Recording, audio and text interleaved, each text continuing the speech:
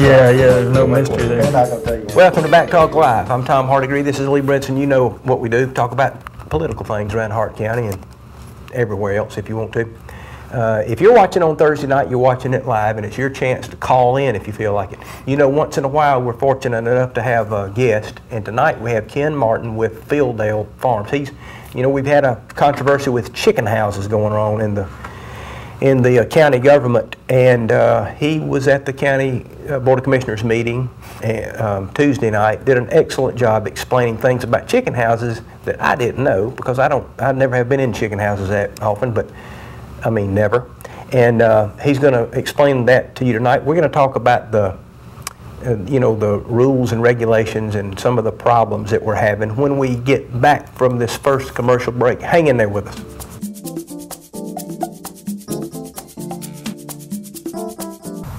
Tom, what are you doing out here? Trying to keep warm. Why didn't you call McGee Heating and Air?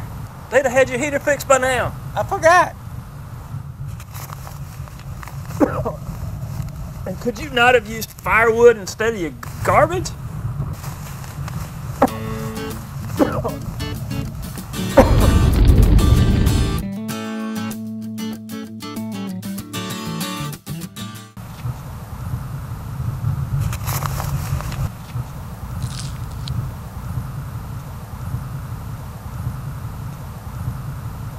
The John F. Cleveland Memorial Scholarship Fund Incorporated is a proud sponsor of Back Talk Live.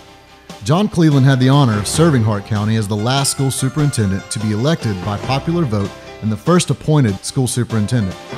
The scholarship fund has been created by his family to honor John's sincere dedication to education and his love and respect for all the students, teachers, and staff of the Hart County school system. Help support a deserving Hart County High School college-bound senior. The Scholarship Fund is a 501c3 nonprofit organization, and contributions are accepted at Athens First Bank and Trust, located at 100 East Howell Street, Hartwell, Georgia. Deborah B. Cleveland is the registered agent and incorporator.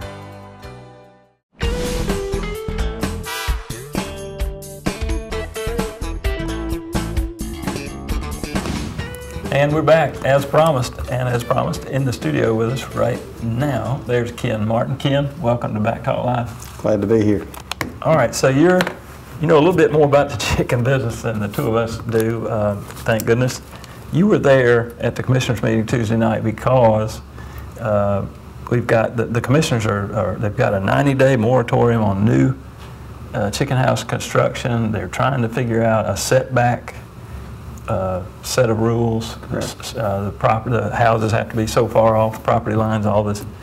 And you were there. And we learned a lot, I think, Tom and I did that night, about, people are worried about the smell from chicken houses. Because we've got a couple in Hart County that are fairly notorious about being pretty rough at times, frequently. And but you explained that it's a matter of how you treat the litter in the house, if you keep it dry and that sort of. Just explain sort of what you did Tuesday night to our audience. Well, what I was explaining to them was one how the whole entire chicken industry worked and these integrated systems that we have, and by integrated I mean that like Fielddale owns the breed stock that's going to produce the eggs that are going to go to our hatcheries that we're going to take to the broiler farms, and then we're going to catch those birds, take them to our processing plants, further processing plants. And the growers are responsible for providing the facilities to grow these in. They invest huge amounts of money, and we in turn provide technical assistance on how best to grow these chickens to meet our specifications. We visit these farms every day, but the trick to growing chickens is managing moisture and ventilation. The chicken litter itself is not going to leave those houses. It's not a system like a city municipality that has a running water system that has to empty somewhere. That litter is going to stay in those houses. They start out with clean pine shavings or peanut hulls or something similar to that, and with the chicken manure that mixes with it. And what we have to do is evaporate the moisture out of that house. There's drinkers there for the birds to drink. They consume a lot of water. They excrete a lot of water. So the whole thing comes down to managing the moisture in that house, and that's why we have these big ventilation fans that worries everybody on the back end of the house. We call them tunnel fans. But we need to be able to exchange the moisture in that house at least once a minute in the summer months because of heat. And by exchanging that air, we're able to evaporate that moisture out of these houses. And if the litter were to get wet, if there's a broken water line or leaking drinkers or mismanaged drinkers or the ventilation's not enough to evaporate it, then that's when your odor problems start. So it's with our expertise working with these growers to get them to properly ventilate these chicken houses to reduce those odors that worry. Do you ever have any chicken farmers who don't want to go along with your program? You have some that can be a challenge to get you to comply with what you want to do, yes. Again, we're very big on the humane treatment and care of these animals, which is also the proper ventilation for these birds. And we have to work with somebody. And you know, if they cannot comply or just absolutely won't comply with us, then at some point they will have to say, okay, we can't place chickens on your farm again. It hardly ever comes to that point. Most of the time they realize that they have a huge investment. It also is beneficial for them to do the right thing. Everyone, they're paid by the pound to produce chickens, and if the environment is correct, the birds grow faster, they're more comfortable, they grow faster, and they're going to get paid by the pound to grow these birds. So doing the right thing is one, it helps with the neighbors and everybody else, it reduces the odor, but it also pays them better to do the right thing, and most of them realize that pretty quickly. I got you. Now these fans, we learned, I just thought they just exhausted everything, but you got some fans that are shooting outside air in, the other ones are drawing the inside air out, right? We don't blow air in, we suck air through things. It's a lot easier to pull air than it is to push air. Everybody's worried about the dust coming off the back end of these houses. That's where the air's pushing out there, and the dust is mostly going to settle within the first 50 yards. And at 300 yards, the University of Georgia's Extension Program has done this, run several tests. At 300 yards, there's no difference in the dust there than there is a half a mile away. So that dust settles out. So you can't push air very well, but you can pull air. It's like water. You can't push it very well, but you can sure suction it somewhere.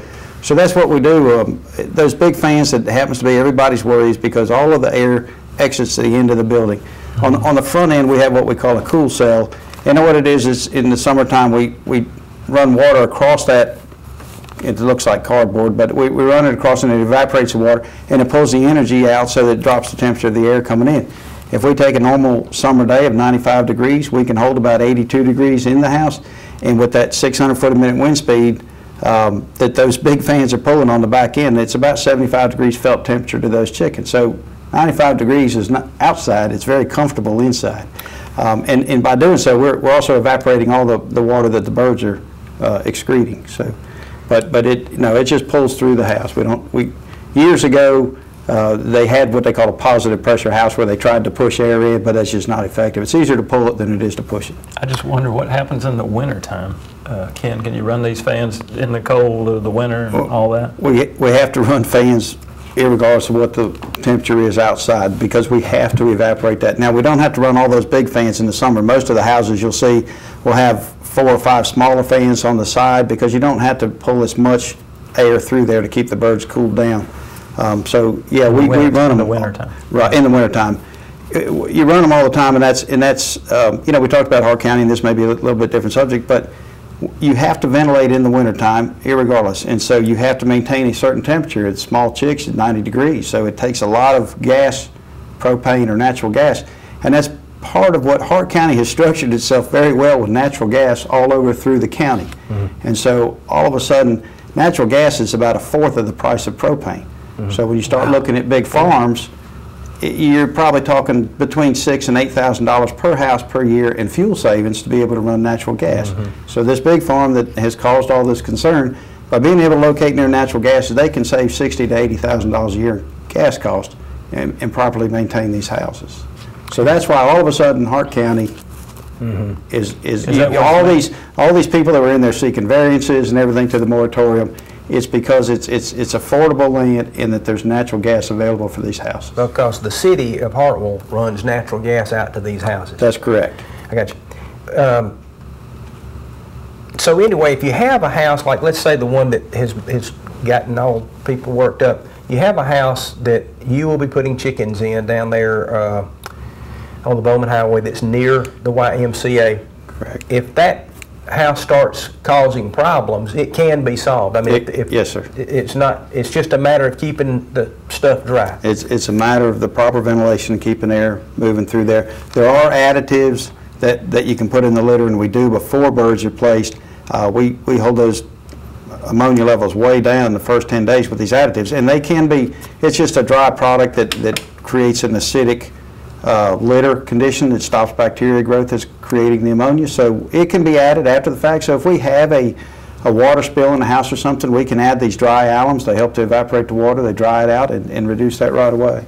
So it can be done. So this litter, once it's you clean the house out, what did you say, once a year or twice a year? Once a year we clean out all the way, and after every flock we say conditioning the litter. We either cake it out where there's any clumps of litter that have moisture to them that have congealed there, or not congealed isn't the right word, but accumulated.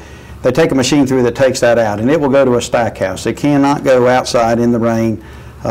This is a non-point discharge for a pollutant. That's why it's not an issue. It's like I said, it's not like a city municipality that has a constant flow that has to go somewhere. So the litter stays in that house or is caked and put out there. And once a year, we're going to clean them all the way down to the original ground surface. And that litter is a commodity. It's about a 333 when you start looking at fertilizer values, and it's in big demand for South Georgia because it helps to build up their soil also along with the fertilizer. So there's no problem anymore whatsoever of selling chicken litter. Now people around might say, well, I can tell you one thing, about twice a year I smell that stuff coming out of those houses. But that's not really coming out of the houses. It's not. It may be, they're putting it on tractor trailers, they're hauling it out, and also it's still used as a fertilizer all over Hart County. I mean, anybody that applies it to a field, you have to have a soil sample that tells you what the nitrogen and phosphorus content of that soil is, and you have to have a litter sample done that tells you what the value of nitrogen and phosphorus is in that litter. So then you have a rate that you can apply to that land, so you can't overload it with nitrogen or phosphorus. Most of everything they're looking at a phosphorus base in Hart, Franklin counties. But that's what some people smell once in a while. Right, and when they spread it out, you're going to have a day or two, three of smelling that litter while it's sitting on the ground before it goes into the ground. But that's not coming from the houses. That's been removed from the houses and spread somewhere. And it doesn't matter. I mean, there's people that all over this county with hay fields that are buying chicken litter to put on those fields. So it's not, they don't even have the chicken house, but they're trying to buy the litter. So to put out there as a fertilizer. It's just the day you don't want to have your barbecue. Yeah, that's right. You don't, and be honest, we need to be good stewards of the community too. And if we know somebody has an event going on, then we'll try to avoid that area, with our trucking or something like that. If somebody calls and tells us, hey, the YMC is going to have a big event on whatever Tuesday afternoon, we don't want to be in that congestion either. So we will target to have our feed there ahead of time, so we're not around at that point in time. Yeah, y'all don't want to join the Christmas parade.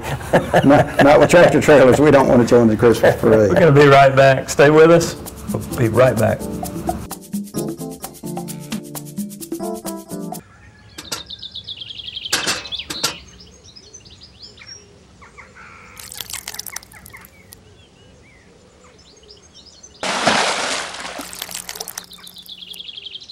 Some things are just better left to the professionals. So when it's time for home improvement, make sure you call Herring Gutter and Insulation.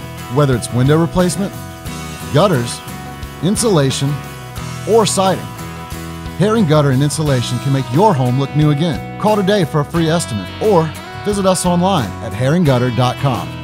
Look at all this painting's tough business. Look, I got a spot on my shirt. Yeah. Thank you, ma'am. You have a good one. Appreciate it. See you later. Tom, there's nothing as good as Dairy Queen breakfast food. Oh, man, I know it. Tell you what, it smells so good. Hurry up and get back to the office so I can eat. Tom, what are you slowing down for? I think I got a flat. Lee, jump out there and check that tire. Man.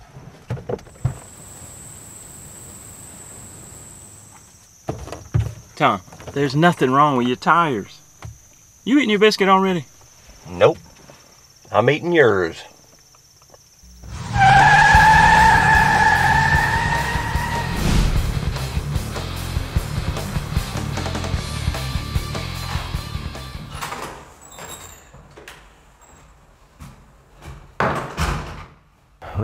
I think I might have eaten too much.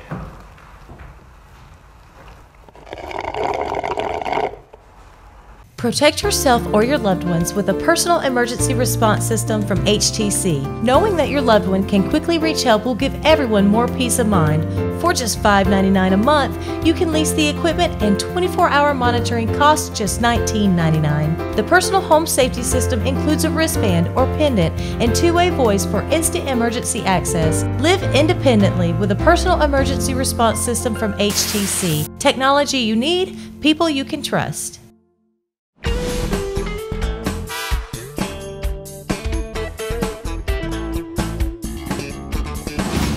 Yep, we're back, and we're talking with Ken Martin. Ken is a broiler manager for Fieldale Farms, knows a little bit about the chicken business, and you know, chicken business has been high priority at the commissioners meeting, so that's what, county commissioners meeting, that's what we're talking about. What did they decide to do Tuesday night, Ken, because we just couldn't take it. 2 hours and I was having cramps. It went on for 4.5 hours, but and I was glad I was there because I was familiar with the surrounding counties and what their requirements are, and I think the commissioners were kind of glad I was there and could explain some of that. But they're going to have the first reading on the last Tuesday of the month, and I think preliminary what we discussed was 200 feet off of a property line with a house, 400 feet from a residence, 300 feet from the back tunnel fans from a property line, 600 feet from a residence with the tunnel fans, 1,000 feet from a church building, and 1,000 feet from a public park. So, and those are all legitimate. And the other one that was a big one, and the other counties in the area don't have, was a vegetative buffer to plant like Leland cypress around. And they're a great dust collector. They're a great way to block lights on our loadout areas because we have trucks in there at night, and if they're making a circle, those lights will flash across the field or something. So all of that was very legitimate. It was a little more restrictive than the adjoining counties. Madison County, I think we discussed before, is 400 feet from an occupied dwelling, 200 feet from a property line, and has to be an ag intensive zoning, A1 zoning down in Madison County. So they have the zoning that's also the fallback too. In Franklin County, it's 200 feet from a property line, 600 feet from tunnel fans to a house. So they're very similar to what the other counties have. Tell us what you expect and what is being planned for this particular farm across. Well, it's not really across from the YMCA, but it's close. It's down the street from the YMCA. Tell us the setbacks we that had farm's going one of the local surveyors the next day was very nice because we sent a note to him. Here's what we talked about, what can we do, and those houses would be 1,300 feet from the church property, so it's further than that from the church, probably closer to 1,500 feet. My guess is we're bumping 2,000 feet from the YMCA from the front of the houses, and so for the back of the houses, you're a half a mile away from the YMCA. There's a big vegetative buffer in there that it's not vegetated, it's oak trees and big trees in between, so you won't even be able to see these houses from the YMCA or from the church. The other setbacks were in place. We looked at would be 300 feet off the back, 200 feet off of the sideline. So we can meet all those criteria with this farm. The discussion came up because the property had been granted a variance, and as soon as they put the moratorium, everybody immediately came in and wanted a variance on the moratorium. And the variance said that you would be grandfathered in with the no restrictions. But we want to be good neighbors. We talked about that to start with. We're not going to cram them on top of somebody. I've had other people that wanted to build in the county and they wanted to be 10 feet off property lines, and I said no, 200, because Fieldale's always stuck with that 200 because that's what the other counties are. So we try to be that way also. So, but that's preliminary, and they're going to have a reading, and they may change these things somewhat. This exhaust fan, where I assume where this odor comes out from the most, is it going to be the farthest from the YMCA and this church? Correct. It's pointed dead opposite direction from the Y and the church. Okay. Well, this thing sort of is taking on a life of its own. I think that the Board of Commissioners probably got a little bit ahead of themselves by declaring the moratorium and saying that we're going to grandfather some, or not grandfather some people in, but the people who have already started their chicken houses or things can go ahead and do it and this kind of thing. But here's what has happened. They said, okay, we're going to give a variance to, what's the fellow's name? It's Singleton. Chad Singleton. Yeah. Chad Singleton came to the meeting, and he was representing the owners.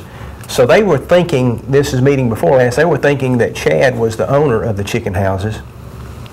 They found out later that he was not, so they just started talking about, okay, we want the owners of the chicken houses to come before us. I think Jimmy Carey said, well, I want to meet them face to face. So the debate became, is it the owner that's going to get the permit, or is it the property?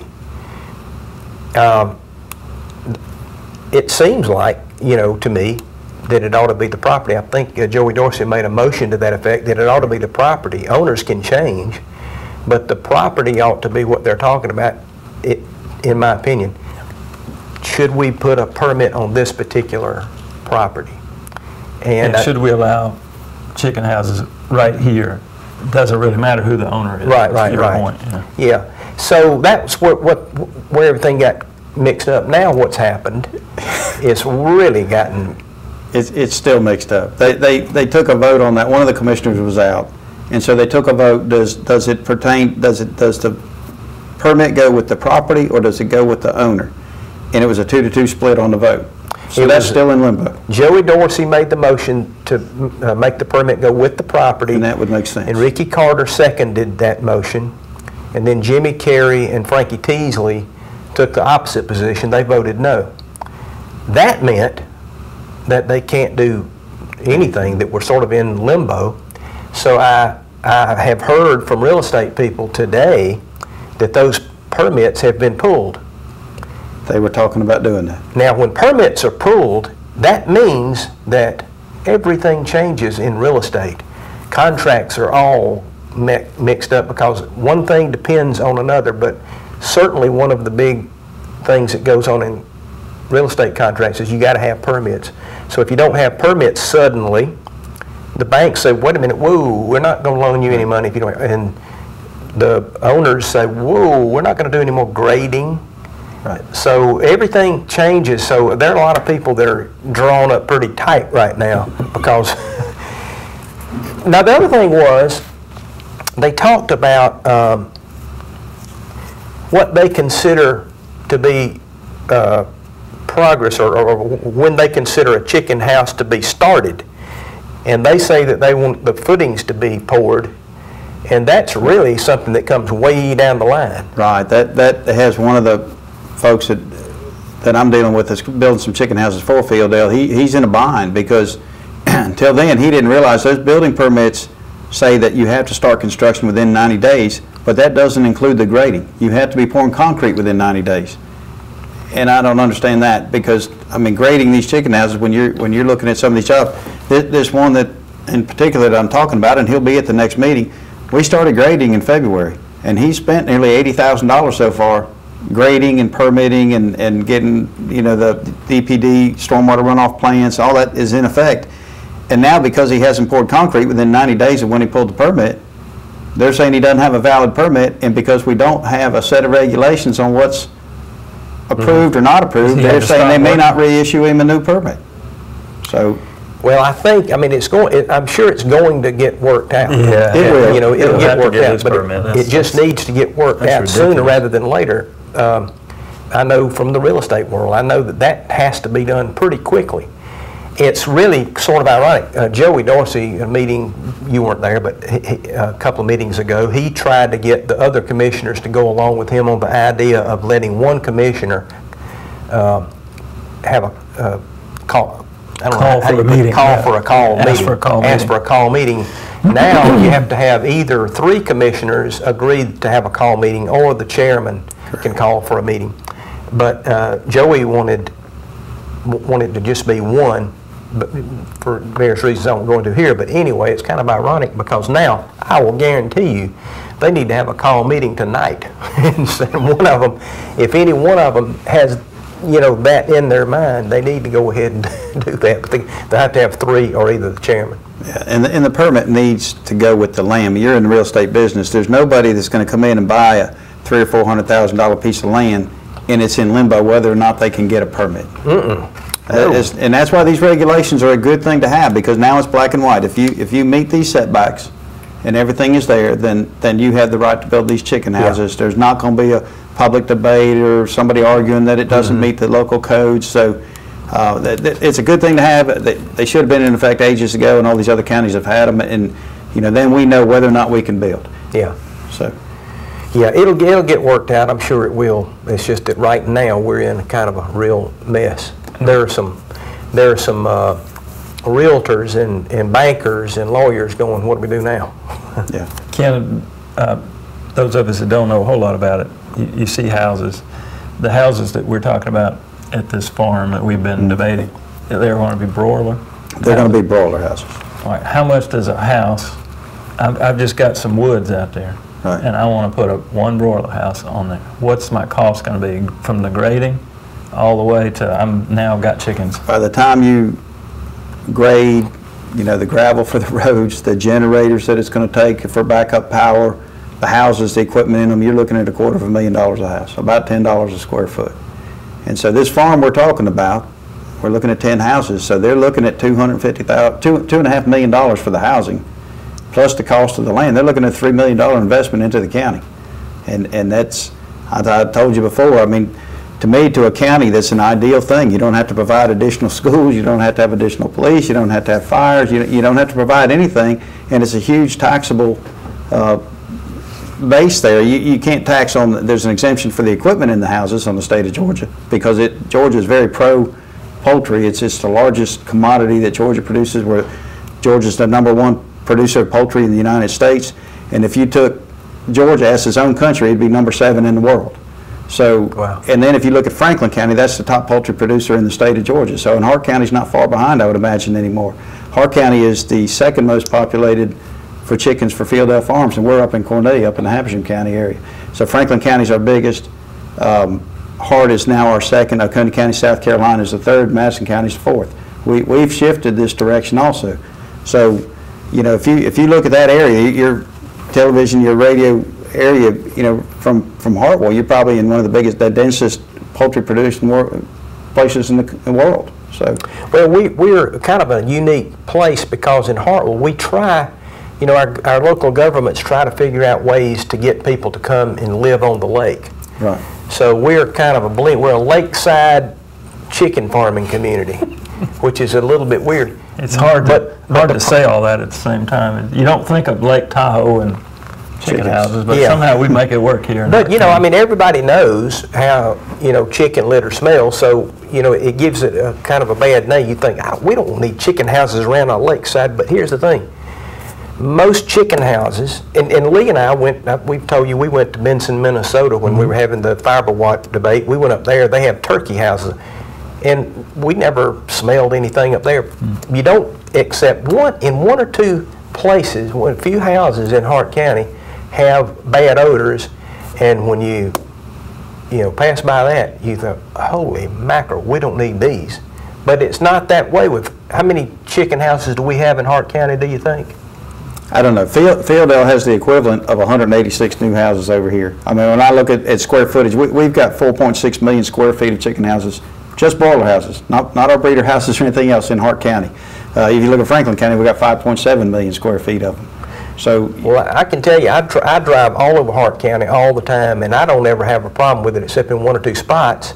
But most of those 180 houses don't give any problems, and I know there are a lot more. I wonder how much money, tax money, which I'm not in favor of taxes in any form, but I wonder how much tax money comes into Hart County from chicken farming alone. It's huge. And I'm just talking about Fieldale, because if you look past just Fieldale, you've got Columbia Farms, Harrison Poultry, Wayne Poultry, Pilgrims Athens, Pilgrims Gainesville, Marjack.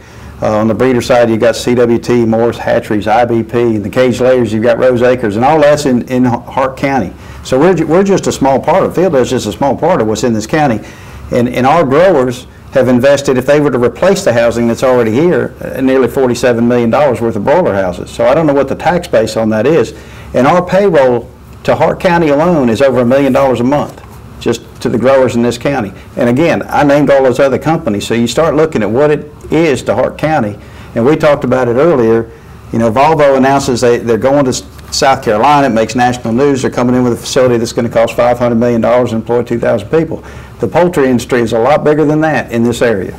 It's just owned by individuals. It's owned by the landowners and the farmers in these counties. It's not owned by a big company that has a, you know, there's not a big giant Volvo sign and a plant you're going to drive into. It's spread out. And as you said, there are some that maybe there's some mismanagement on, and that's why you see have an odor problem. Out of one, if it's one place all the time, then you've got a mismanagement problem on that farm. So if you don't see it everywhere else, then you know, maybe some attention needs to be paid to that particular farm. You just need to tell on them. That's what it comes down to. I mean, all of the companies want to be great neighbors, and if there is an issue, if it's a Columbia's or if it's Harrison's or if it's Fieldale's and somebody has an issue with that farm, if they'll call the company, you'll get to me or my counterpart, which will be the broiler manager. If it's a breeder farm, you'll get to the breeder managers, and we will be on that farm to see what we can do to correct the problem. We definitely want to be good neighbors, because we know we get into bumping up against the lake community and against industries and everything else, so we definitely want to be a great neighbor for everybody. And our growers do too. They're born and raised here, most of them. Not all of them. Some have moved here, decided to relocate here to grow chickens here. Yeah. So. Thank you for coming on the show, Ken Martin. It was great to be here. I'm glad you did, and we learned a lot. Just let me know, we'll be back. Okay. Thank you a lot. And we'll be back with the second half hour of Back Talk Live right after these messages.